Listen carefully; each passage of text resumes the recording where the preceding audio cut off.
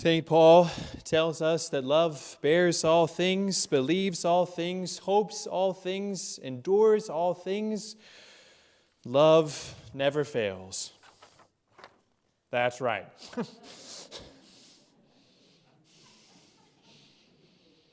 It's round 3 of our message series. Get up, get it done, get over it, go for it. It's going to be okay, and go to bed. If you have no idea what I'm talking about, it's a series of homilies we're doing. They're on my Facebook page. They're on our YouTube for our parish. We'll say, so far, so good. A lot of people are excited. I'm getting a lot of good feedback. I know it helps me. I have to, if I say it, then I have to do it. I have to practice what I preach. But I know it's been helpful for a lot of people. As somebody told me, they like having an assignment after they go home from church, something that they're supposed to do. Well, if ever it comes down to something concrete, something we're supposed to do when we leave church, I think this is one that we can all take to heart. The power of these 3 words: get over it. When I actually first got here in Terre Haute, I did a little series on these, the 6G. And I talked about it to my school staff at St. Pat's, and I guess a few of our teachers, if they're annoyed with each other, they'll just hold up a number 3. Oh, you're upset with me. Well, Father Ben said, get over it. Today, St. Paul, he talks on and on about love, about what love can accomplish. Love can endure all things. Because of love, a Christian is able to face lots of trials in this life, trials that can derail us, but we withstand them. A lot of problems, right? They come our way, but they don't stick. And in the gospel today, Jesus preaches to the people a message that is very hard, and it's one that they're not happy about. They don't like it, and they turn on him. They're ready to hurt Jesus today, in fact. But their fury at Jesus, it doesn't affect him in any way. Jesus is unshakable. Whatever happens outside of him, it doesn't mess with him on the inside. Now, obviously, Jesus is the Son of God. We are not. But get over it. It is about our ability to be like Jesus today, that our interior, the inside of us, can be at peace no matter what's going on the outside. Now, I just want to say, just early on here, what I mean by get over it and what I don't mean. Because I don't want people to think Father is saying, get over yourself, stop complaining. This is not about putting ourselves or putting someone else down.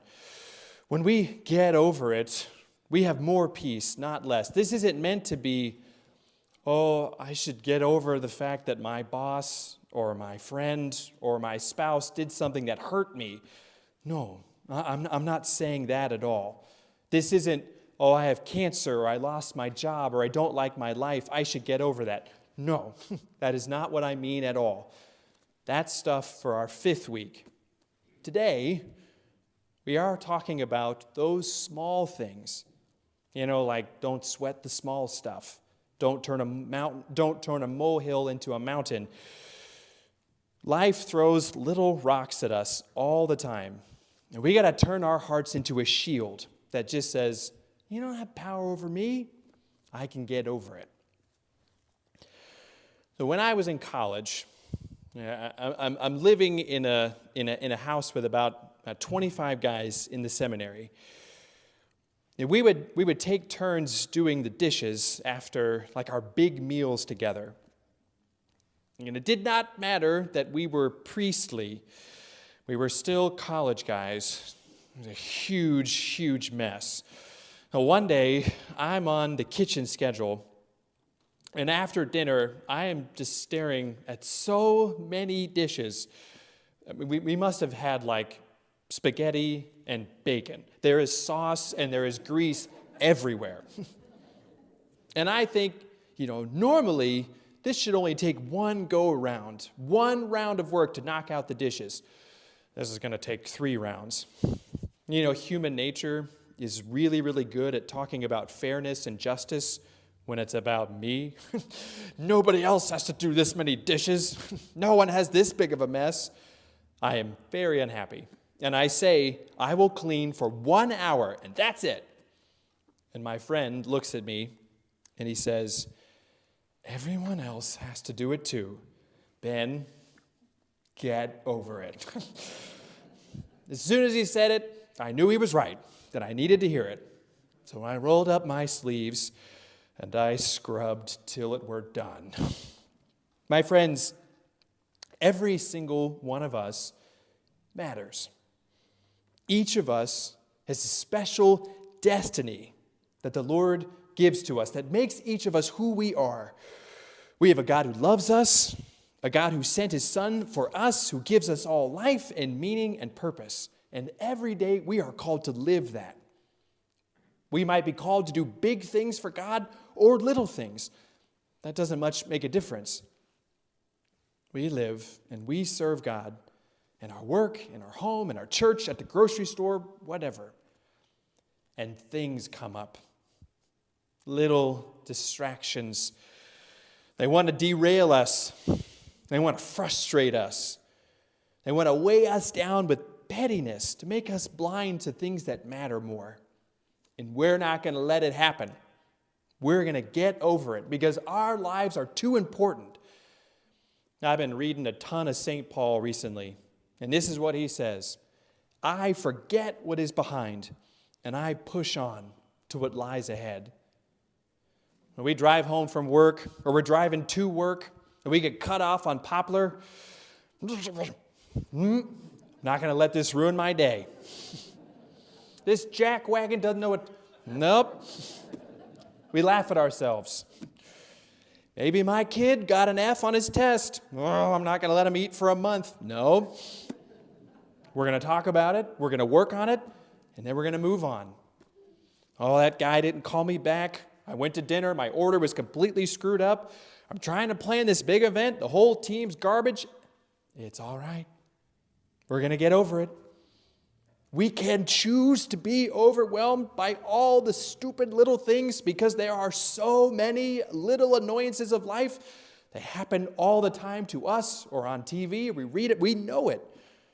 It's like a million gnats in the air that we could be frustrated by constantly. We could choose constant disappointment, or we could choose more. We can choose to say, I'm like Jesus. I'm going to get over it. Pope Benedict once said, you were made for greatness, not for comfort. One of my priest heroes is a guy, his name is Father Noah. And Noah is not his birth name because Noah is a monk. And you know, monks, they live a different life than we do. And they all live and they work together. And they all have little jobs. Like one is the organist, and one's the bookkeeper, one's the gardener. And I guess at Noah's monastery, they all get their job each year. And I guess it's a huge deal. They literally just post it on a bulletin board, and all the monks come running around, what's my job this year? They get real excited about that kind of stuff. When Noah was a new monk, he looks up at the board, and it says, Noah, barber. He told me he went to the abbot, and he's like, Father Abbot, I've never cut hair in my life. I have no idea how to do that. And the abbot says, well, first off, Noah, we're monks, so that doesn't really matter. Also, it's just hair. Whoever it is, monk or not, it'll grow back. So Noah said, at 20 years old, okay, I guess I will start cutting the hair of all these ancient monks. And he said, I just tried my best, and one after another, it was...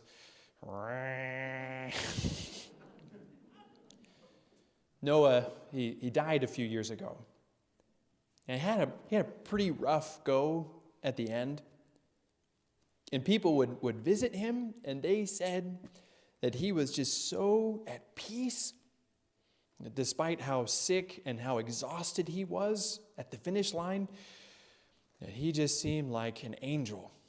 And everybody looked at him and said, I guess Everything's going to be fine. I suspect that he learned some of that peace cutting all that hair. He learned what mattered, and he learned what didn't matter. That's what Get Over It is all about. It's learning to have peace, learning to rise above the small stuff. For love bears all things, believes all things, hopes all things, endures all things. Love never fails.